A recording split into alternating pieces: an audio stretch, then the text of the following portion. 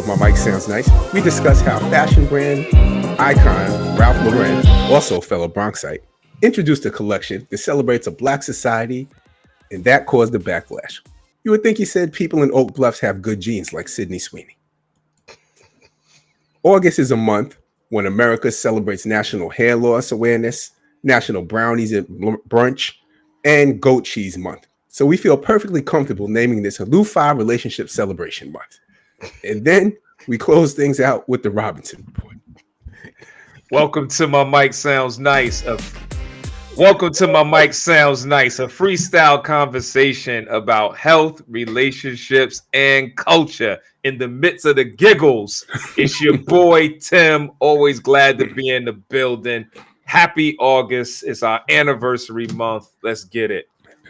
Welcome to My Mic Sounds Nice. This is Kev, a.k.a. Reggie Jacks. Glad to be here today. My mic sounds nice. This is Aaron. Kev is back at it. He was a real funny dude, season 1 and 2. And then he kind of fell off a little bit. But there was some he got me cracking up the last few times, man. There was some contract negotiations in season 3. Yeah. So we worked things out. He needed a raise. Yeah. You weren't talking to my agent. I'm about to say he almost pulled the Micah Parsons and we was able to bring it back, but I digress. We're gonna have a great show. Yeah. So happy August, brothers. Happy August. Happy August. Like I said, it's happy birthday to my father yesterday. Salute. Happy birthday. Yeah, it's a big celebration month. We'll get into that a little later on. Yeah. I don't know. First, let's go up north. Let's go up north. Martha's Vineyard in Oak Bluffs. So just recently, about a week or two ago, Ralph Lauren introduced a new collection called the Oak Bluffs Collection. I think it's the second time he did it. I think they did something around HBCUs last year or the year before that. Yes. And it showed just black people appearing to be on a higher socioeconomic range. They're wearing cardigans. They're wearing it's think typical Ralph Lauren. So they're wearing cardigans. They're wearing sweaters. They're dressed up like country club type life, and it's all centered around Oak Bluffs, this neighborhood in a vacation destination where people have second homes in Massachusetts, where people go for the weekend. If you've seen the movie Inkwell, they talk about it in Crooklyn. You know, there's other places that talk about Oak Bluffs, and I know some TV shows are kind of centered around there. So it's a nice place to visit. So anyhow, they did the ad. Some people got upset. Some people said that didn't represent black people. And they brought a little venom and fire towards that, and then a little later on, or like right around the same time, people were talking about Jack and Jill and it being elitist, and just to kind of spark the conversation within our own community around that. What say you, A Love? I'll say, when I first went to college, there was a community of black people that existed that I never realized existed. The Cosby Show for me was a TV show. I didn't realize that there's black people all over the country living that way. I didn't know what Jack and Jill was. I didn't know the upper middle class and upper class of the black community and their social norms. So I wonder if even in 2025, if there are black people who are living their life and don't realize there's a whole community of black people that exist in the upper echelons of society and are speaking out from a negative place without fully understanding the full picture of what blackness means in America. I don't know, because of my upbringing and where I come from, I don't gravitate towards that, bougie, for lack of a better word. And I really mean for lack of a better word, because I don't like that word. But I don't necessarily gravitate towards that community. I'm not most comfortable there, but I believe that blackness needs to stop being a monolith, and it's been a monolith for a long time. For me, I'm glad I asked you to go first, even though part of me is like, yo, he took most of my good points. but no, I a couple of things in just full transparency, watching, because one, there's a website, and the website has this 22-minute video that for me is masterfully done. It has a playlist, so we could have a conversation from a marketing standpoint. They knocked it out the park. It's like, you know, we all went to Howard. I hope some marketing classes is using this as an example. Beautiful. I had never heard of Oak Bluff in reality. I saw the movie The Inkwell, like I knew that it existed, but when I was watching this, I was having flashbacks to being in high school and before going to college and hearing people say that about the Cosby Show, that this is not real. And honestly, I would participate in those conversations, bringing it down to Brooklyn, because I hadn't met Lou yet. That's like, I don't know people in Brooklyn who like this, like Stigwood. It's like Stigwood Ave. Like, where is this? Like I'm East New York. Like this is so that definitely was a reality. But watching it now, I honestly feel also like there's a part of me that was longing for that. But then there's also a part where it's like, okay, where is the where's the middle? Because when people are talking third, fourth generation, and they're able to say, I'm sitting in the house of my great grandfather and my great grandmother did this. Honestly, for me, that hurts because I don't have that in my wheelhouse. Not even from a standpoint of property.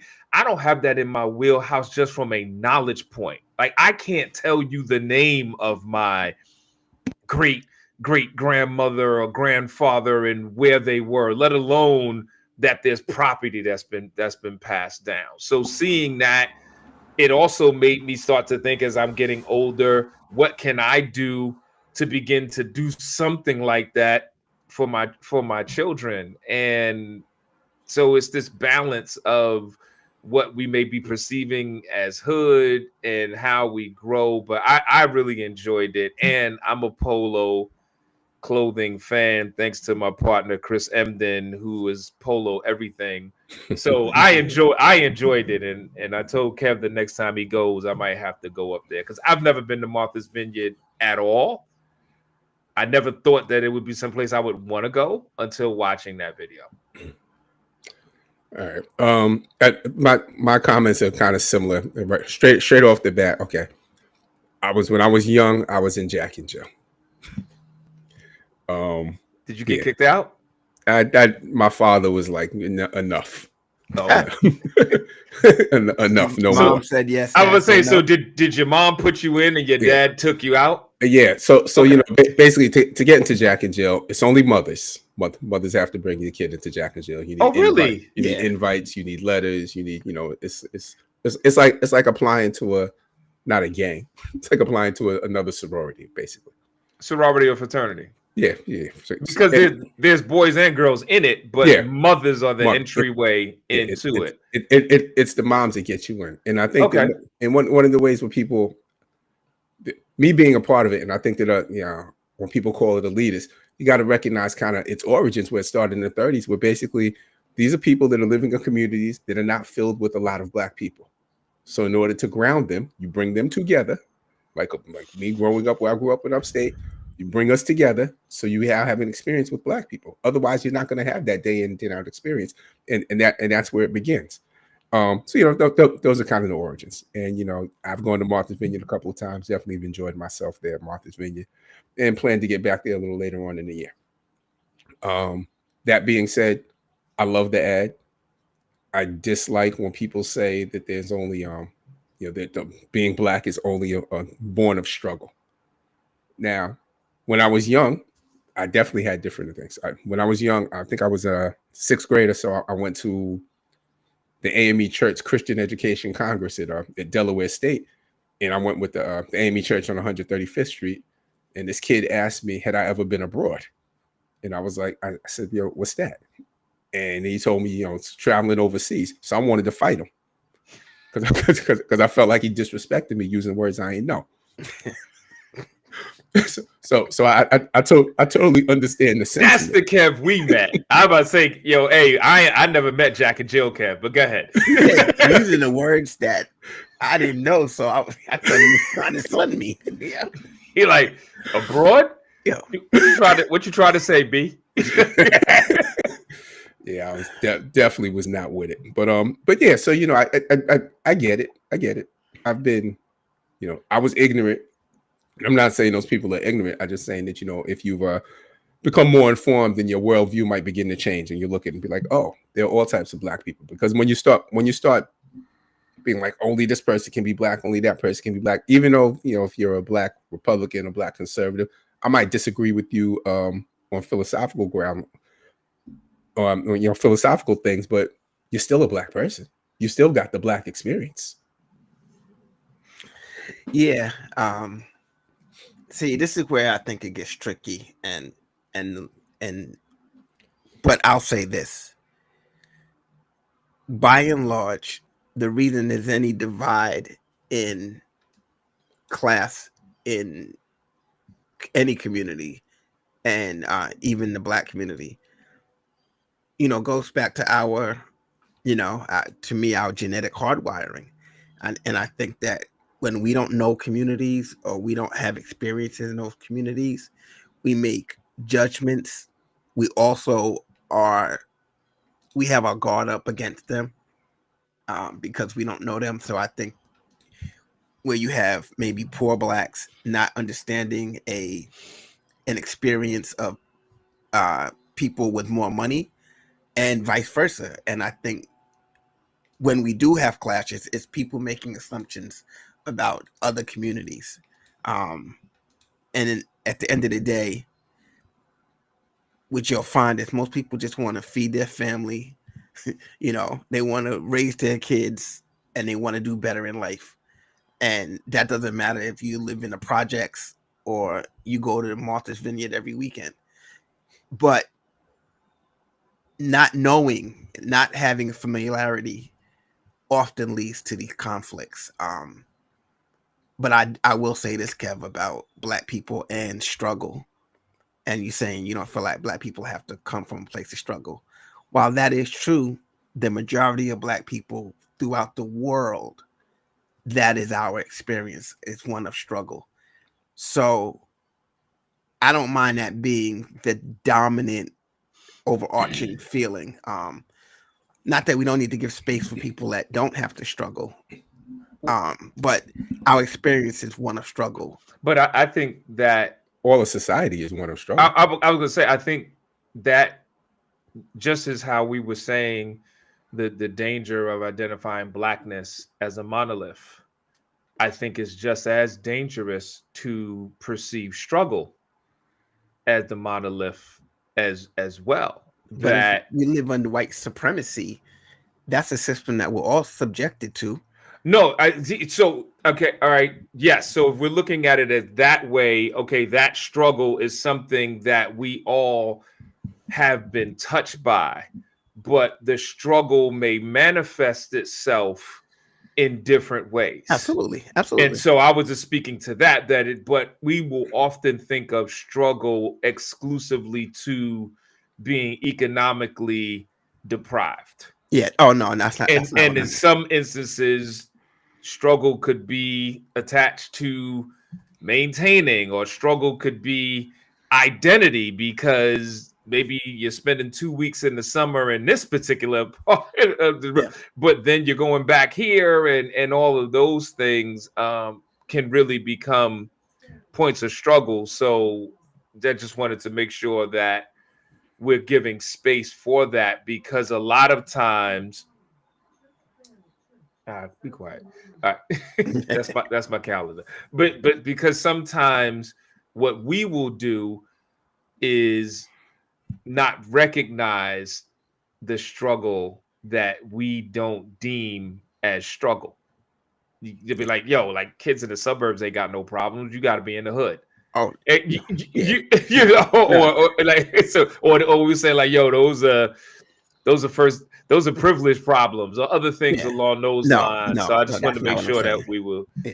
I just wanted to lift that up because I knew you wasn't saying it, but the listeners may be grappling with it. But I will say, I probably I know I appreciated this being older, having had some of the experiences that I've had. Whereas if I would have saw this maybe 10, even 15 years ago, I probably wouldn't have felt the same way as I felt watching it now.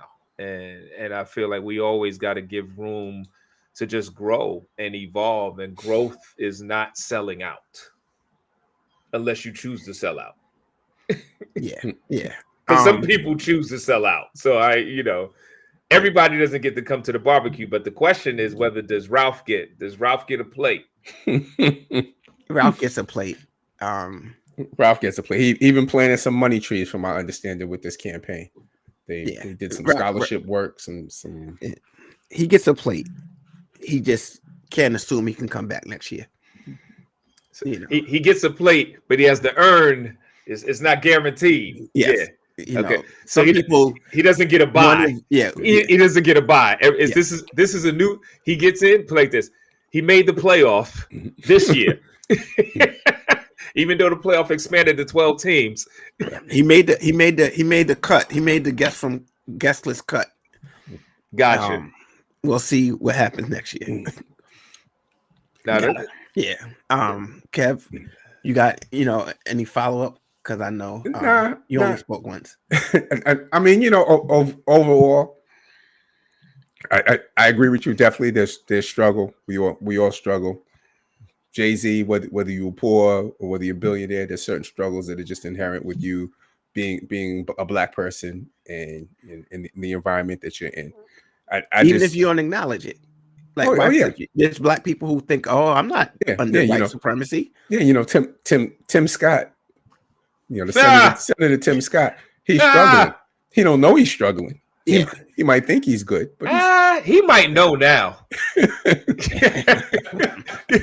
Just put like this: if he don't know now, he'll never know. Yeah.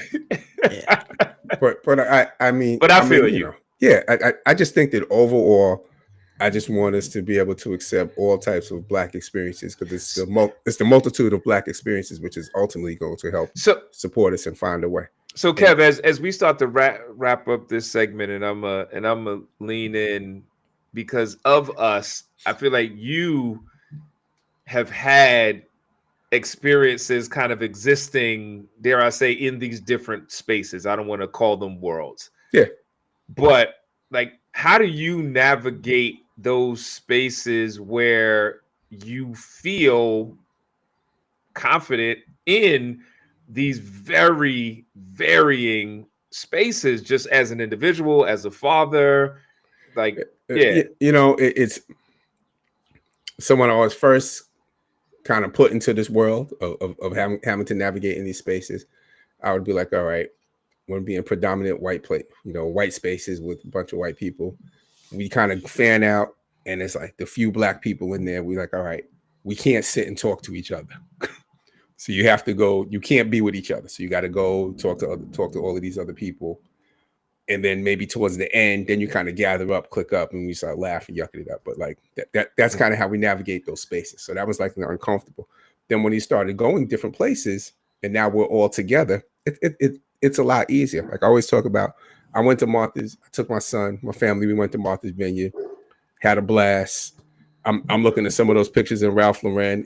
I got pictures of me and the family in some of those same spots that are in the documentary. And the time that we went, we were just walking around and we were bumping into people. Now, it was that August time. We went up there for a particular event, and then hung out for a couple of days. And we're just bumping into people. People I knew, people my wife knew, people Kyle knew. We're walking down the block. Oh, hey, how you doing? Good to see you. Didn't know you were up here. We're in the Inkwell, chilling on the beach. Kids come up. I'm seeing my son give people pounds. And I'm like, yo, what is going on? I don't know these kids. And it was a wonderful feeling to be like, yo, I'm in this comfortable, nice vacation setting. Everybody's together. We're just having a blast. So I find it a lot more comfortable than you think. Like it's quick. It's easy to acclimate into that and be like, oh, okay, this is nice. That's what's up. Thank you for that, and thank you for sharing, because your life experience have you there and stuff like that.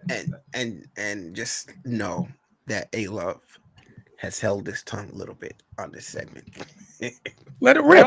Why? Let it rip. No, I'm saying we don't have much time. I mean, so I mean, I think that. So use the venom and take us out. You get the last word. No, I do think that there are those assumptions that I think all communities make about each other.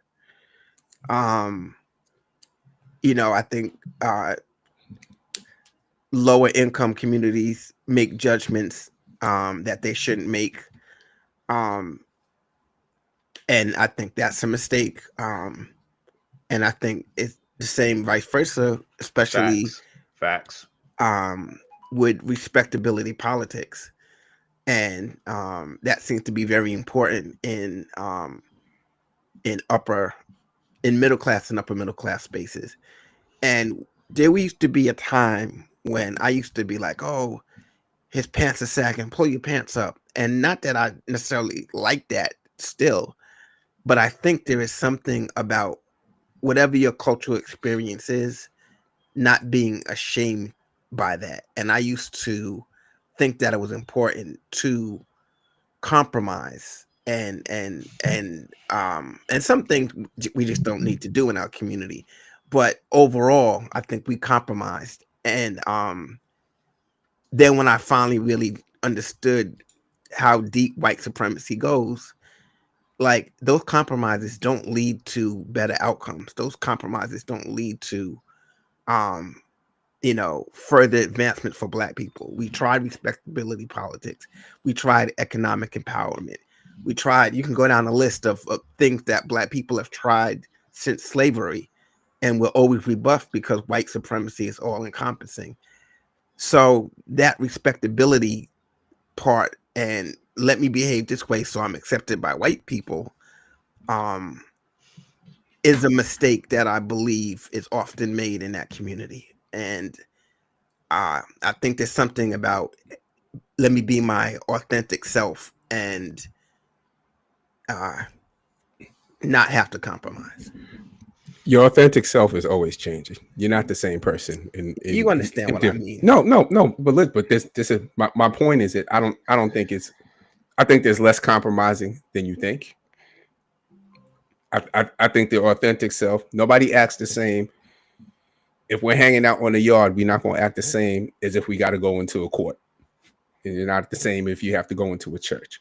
We all modify our behavior and change. We all code switch, no matter what the setting.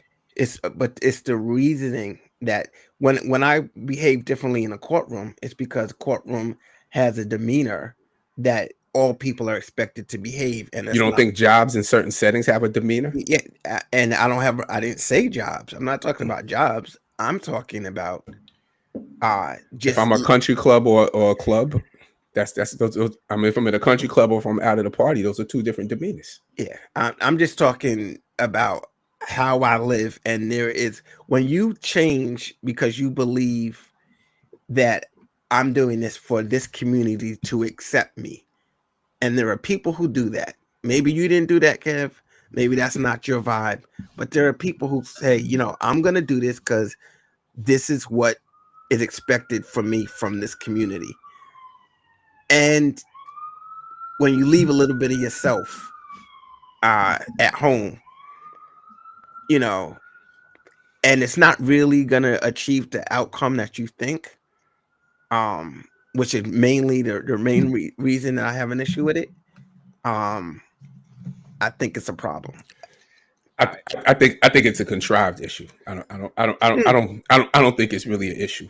With all due respect, I think you've lost your mind, and we're back.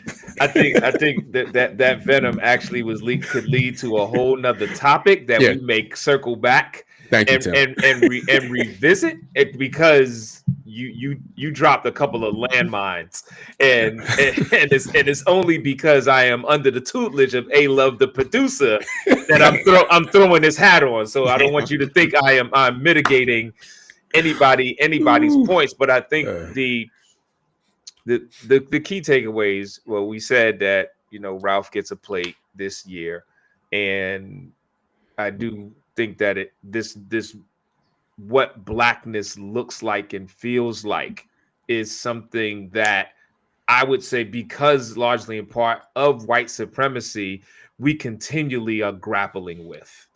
That for us as teenagers to have those thoughts about the Cosby Show, and then fast forward as we transition to the next segment, and for us to be in our latter 50s and that same sentiment and feeling is there almost 40 years later, just within our lifetime, that's something that we definitely got to address and deal with. Yes. But and the chat agrees with me.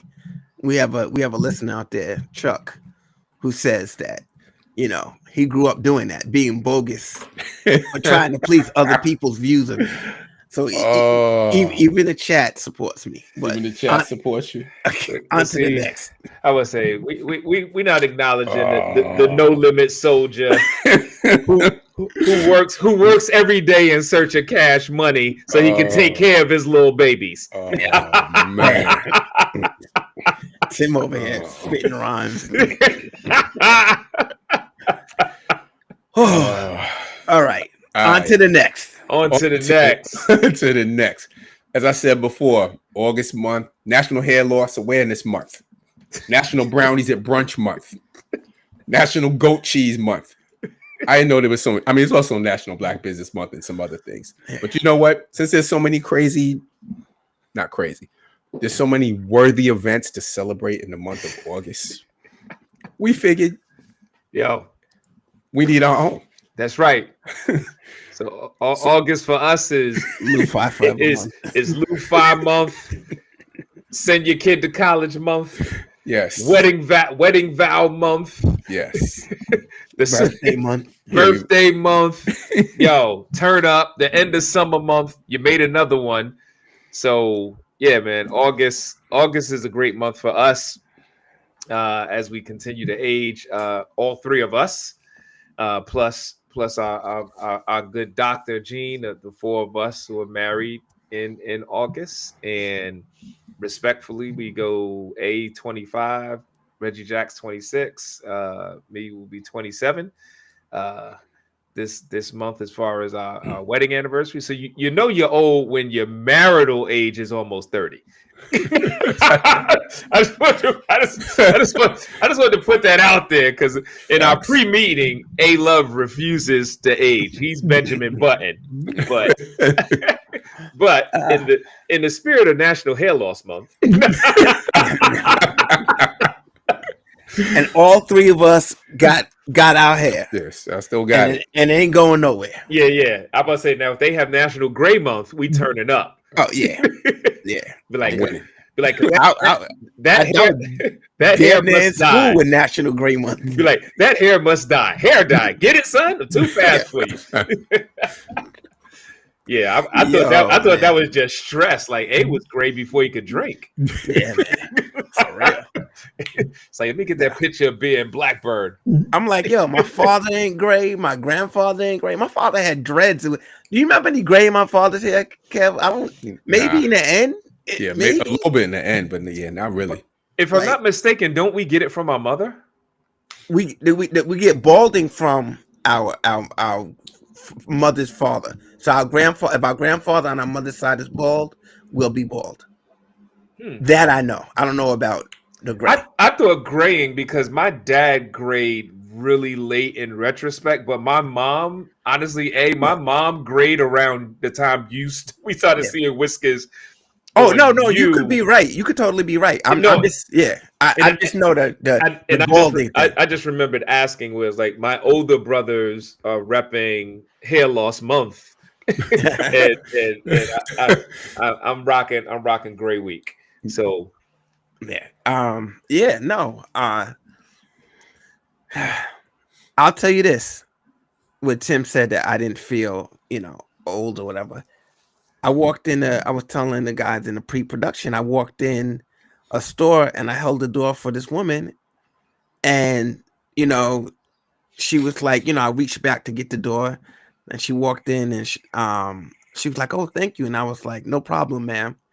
And I was thinking, yeah, in my head, I was like, "Oh, my grandmother and my mother raised me to do that for my elders."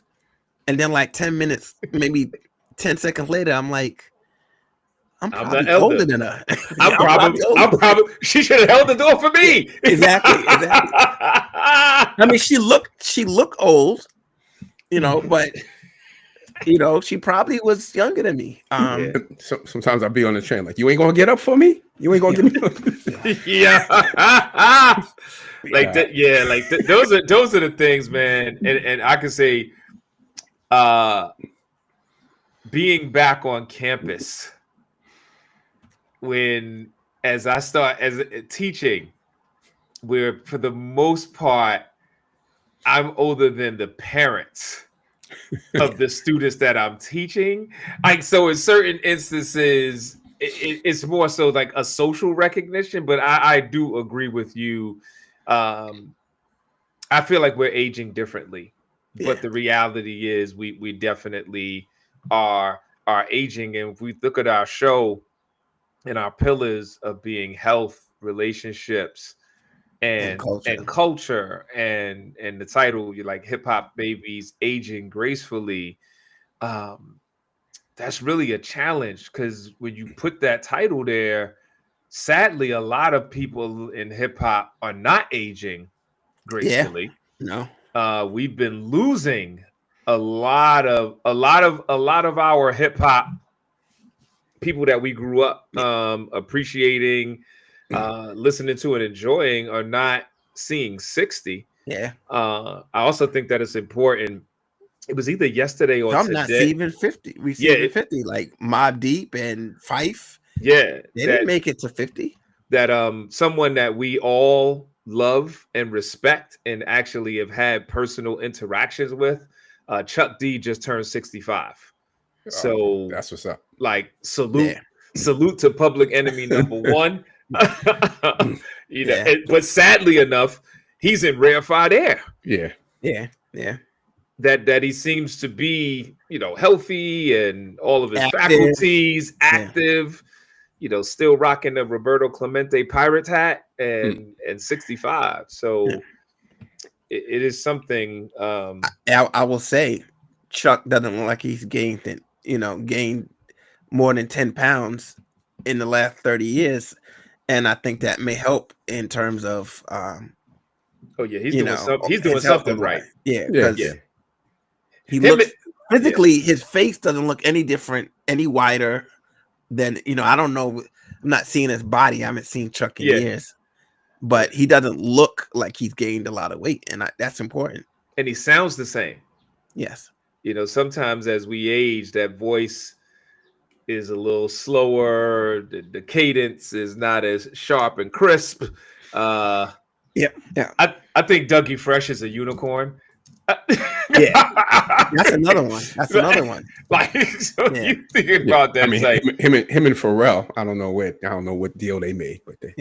Yeah, Pharrell. It's like, what's your skin routine? He said it. Exfoliate. You ever hear Pharrell talk about that? He was like, he exfoliates like crazy, and he's been doing it since he was, in his 20s, and it shows. Yes. But let me ask you this, Tim. Do you think? And I know why I feel the way I do about age, and we all three of us feel differently. But do you think that working with high school students and college students and being able to relate with them and having to teach them and help them makes you more mindful of, I know we all physically feel it, you just do in your 50s, but do you think that also makes you more cognizant of things because you're around so many young people? Yes, it does. but it also creates a greater sense of There's a good side to it. yeah. too. There's a good it's a both And I fan. could tell that good side. It's a both fan. There's definitely a connection, just being vibrant.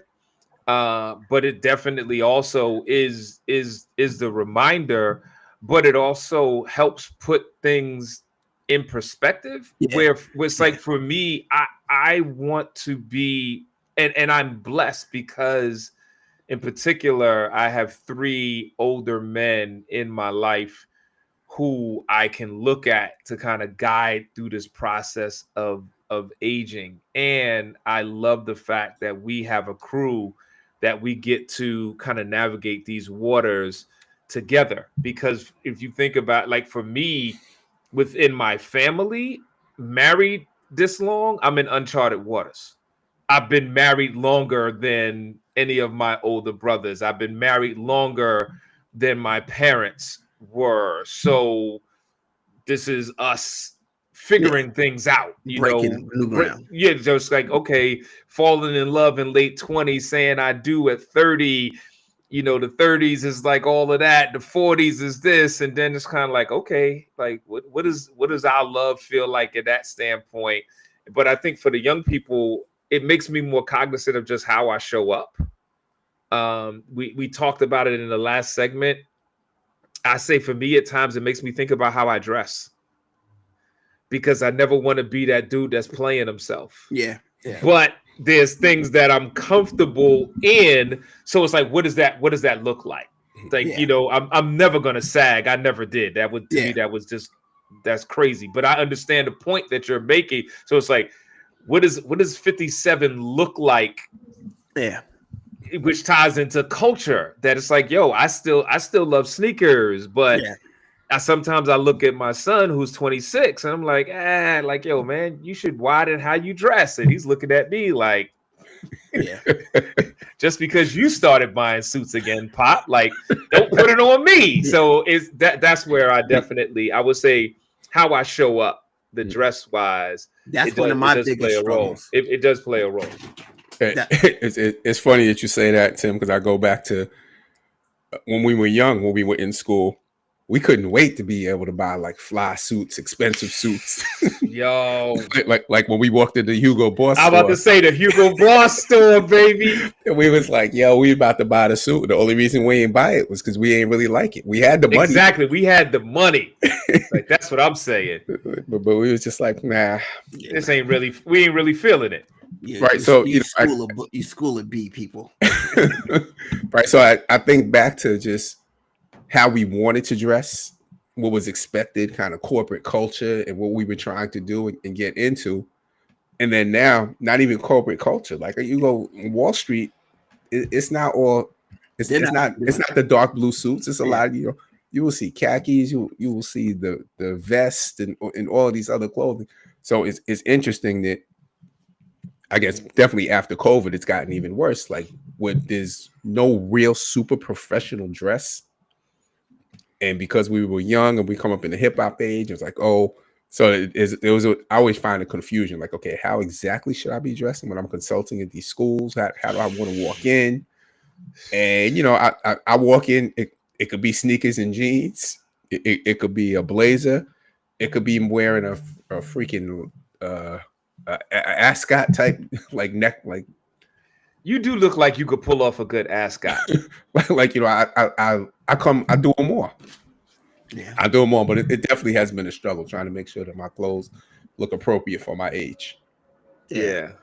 I'll say for me, I guess one of the reasons that I handle age well in one aspect is like where you guys are noticing a physical difference in your capabilities over the decades.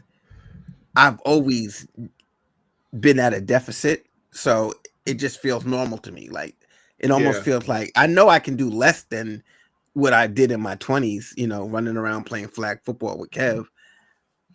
But operating from a point of a deficit, I don't feel like I'm losing anything. I just feel like, okay, this is par for the course. And I'm used to it. Whereas for you guys, you're like, yo, I used to be, killing them on a football field. I used to be killing them on a basketball court, and both of y'all did and were gifted. So I could only imagine, hey, I had this gift and then I don't have this gift, or I have lesser of this gift. I have to adjust to that. And I don't know if I'm blessed, in my situation, but I know it helps me adjust, helps me deal with age that, So, in hey, an easy way. hey, wow, like that's brilliant and beautiful. Like, because when you were speaking to me, the circumstances that you've grown up with, I feel like if I'm hearing you correctly, you readjusted the manhood formula that most men get trapped in, where it's this super emphasis on physicality. Yeah. And then as you get older and that begins to diminish, you don't know what the new periodic table of healthy manhood looks like. And so in some ways, you're easily 20 to 25 years ahead of most of us just in managing that. And I think that that's something that is beautiful, and you should really that voice is needed, because it could be different circumstances that will cause that to happen. And just imagine if we started doing that from the gate. Because just imagine if we were raising a generation of boys who saw manhood not as a monolith, using some of the same words, because absolutely. For us, our manhood, the monolith was our physicality. Yeah. What it is we could do sexually, what it is that we could do on the sport. Let's keep it apart. Absolutely. All of those things, somebody stepped to me wrong, I can knock them out. Whereas now we are in the age of diplomacy. If you use a word I don't understand, I'm not going to try to fight you. Yeah, have you traveled abroad? No, the CC is the local. The A takes you to Broadway. Yeah, man. No, but that was well stated, A. I really appreciate you for that. No, thank you. I have the most intimate conversations by far I've ever had have been with Lu-Fi and in Lu-Fi. But the only time I've ever superseded that has been with a group of Black men who has sickle cell, and us discussing what is manhood and sexually, because there's issues that some people have in that community, and there were some really revealing conversations. And you do have to find your definition of what manhood is, because otherwise you'll go crazy. You will go crazy. Yeah. So you have to. But yeah. So what say you, Reggie Jacks, before we wrap up? Yeah, I definitely appreciate the thing that you said. Just me being the idiot who injured his shoulder years ago and took more than 25 years to finally get the shoulder surgery. For them to be like, oh, you got a torn labrum, you've got bursitis. We've got to sand this down and put some pins and rods in here to get you tightened up and reattach your bicep. And I had insurance the whole time. But I was under that John Henry. I'm gonna just push through. It's all right. Yeah, it hurts. Yeah, I wince when I put on my coat, but I'm good. Yeah. It's like we love the pain until we don't. So it's just a buddy of mine. I reached out to him the other day. And he's like, yeah. He sends me a picture of him in the hospital bed. He just had his second knee replacement surgery. He just retired a couple of months ago. Just had a second knee replacement. I'm like, oh, that's what's up. So there's a different thing of just taking care of yourself. Yeah, learning how to take care of yourself at an early age and recognize that that is masculinity also. Like just Yep. And and we just wanted to just Yeah. begin the conversation, and we'll be talking throughout. And it is a blessing to be able to grow older and be part of a brotherhood. We hope that you have a clique that you can be vulnerable with, that you can share what you're dealing with, because as we wrap this segment up, I promise you, whatever you are dealing with, you are not the only person that's dealing with it, but your silence will make you think you're the only person dealing with it, and it makes it so much more difficult when you think that you're dealing with it alone. Yeah, real quick, the chat says, Lou says, no hair, don't care. Doris says she watched War of the Worlds starring Ice Cube, and he's aging well. I think that's an accurate statement, Doris. Yeah, no doubt. And that's Charles is like he got rid of the too Jerry old girl. for jeans. Charles says he feels he's too old for jeans now. I'll say this: I'm looking for the right pair of jeans, and that's a struggle for me, Charles. So, too old for jeans. All right, we gonna leave it there. Yeah. Man. Yep. All right. And it's only one other thing to do. Let's do And it. you know what it is. Now it's time for the Robinson Report. Yeah. What are those things that are giving you life Yes. or making Reggie Jackson mad? But I'm gonna have Yeah. relationships So let's positivity get it. this month. Yeah. So what is it? What's your Robinson report? Okay. I want me to go first. Okay. All right. So last night, my wife and I went to a Michael Jackson party, Freedom Fridays party, old school party, and basically they played nothing but Michael Jackson songs and samples, songs that have been sampled off of it. So, for instance, like he might play "I Want You Back," and then after that, you want to hear like Izzo from Jay-Z, "Jump," from Criss Cross, "One More Chance" by Big. A little later on, you played like the acapella "Who's Loving You" by Jackson 5. Then you're going to hear "Hold On." You're going to hear "Cars Drive By" in the Booming System. So all this time, I'm listening to all this different music from Jackson 5. I had the opportunity to see the Jackson 5 perform twice when I was young, and then I saw the Victory Tour. Congratulations to you. in '84. So That's 3 times. Yeah, three times. Yeah. That's great. Right. So so I got all these different experiences as a little kid, as a teenager, just going with them, and I'm hearing the songs. I'm just remembering where I was at the different moments. And it goes back to something that I said to my son a while ago is, you never realize that you're making a memory at the moment that something is actually happening. And, it's important. It's important to kind of be in those moments. I know we always in our phones and other things. It's important to kind of be in those moments because you don't know when that memory, that thing that's just it's going to stick with you for the rest of your moment, that drive with you with your uncle to go get some ice cream. That could be a memory that you just drive in, but you just don't realize and recognize it. So just kind of live in the moment, take care of those moments. It's our Lou 5, relationship month. We've been in all these relationships. The brotherhood has changed us all for the positive. So just you never know.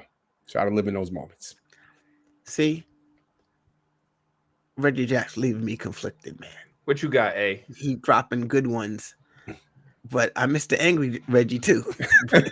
Listen, man. You brought him out before. I'm about to say you can't get funny and angry. So you got the funny. Let's save some for the next episode. He'll be angry because next week is the first start of preseason fully. So he'll be angry. Yeah. I got tons to say about football. I ain't even getting to the Shador, Cleveland. Jim. Yeah, we're gonna talk about Lawrence Taylor too, but go ahead, A. So you see this hat, Fort Walton Beach. I was taken for my very first full round 18 holes of golf with my brother-in-law last week. Speaking of class distinctions, and it's quite an expensive hobby. I'm left-handed. I rented a pair of clubs. It cost me over $100 just for the clubs. I bought this hat because it was maybe 99 degrees out there, and there wasn't a tree in sight except for unless you were shanking shots. But I had a ball.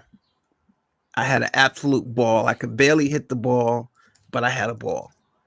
I've only gone to the range and hit shots with my driver that I have, but I'm bringing this up because it definitely brought me some life.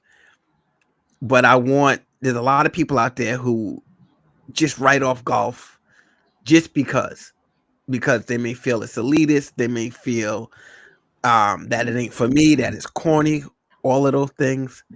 I'm here to say, go to the range, go play 9 holes if you want. I guarantee you the sport itself is fun. So that's my Robinson report. I enjoyed it. Unfortunately, I got to be careful because a set of clubs cost me about a G, if not more. And I'm already looking. so we're gonna do like that Martin episode where they got suites, just one club. So Aaron's birthday is coming up. Everybody in Lou 5, everybody pitch in and get one club. That'll be close to him having a full set. So that's when the Robinson report ends up with a Target gift list. Well, not Target, but we're gonna do it somebody else. We ain't rocking with Target. Dick's Sports. There you go. Dick's Sports. There you go. So we're gonna get A Love, aka Sweets, one club. He got to use that as his driver, his putter, his wood, my wedge. Yeah. You get one club, kid. One club. And it may be right-handed, so you got to hit backwards. But not. So for me, this book is mine. Is Bibliotherapy in the Bronx. The writer is Emily or Millie. Forgive me, sis, if I'm mispronouncing your first name. The last name is Rumble. She was on IG with my little sis Yadabel. Yadabel does this live brunch Sundays, and she was interviewing her. I had never heard of bibliotherapy. I was like, what is that? And it's actually a form of therapeutic intervention that involves the use of books to promote mental health and well-being.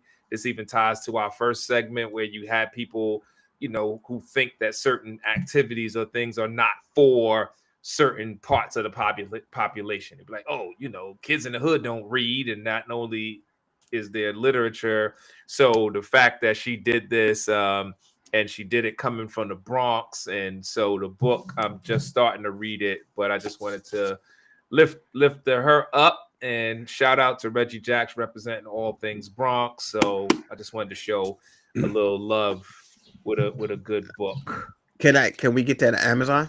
Yes. Okay. Yeah, I got mine from there. So perfect.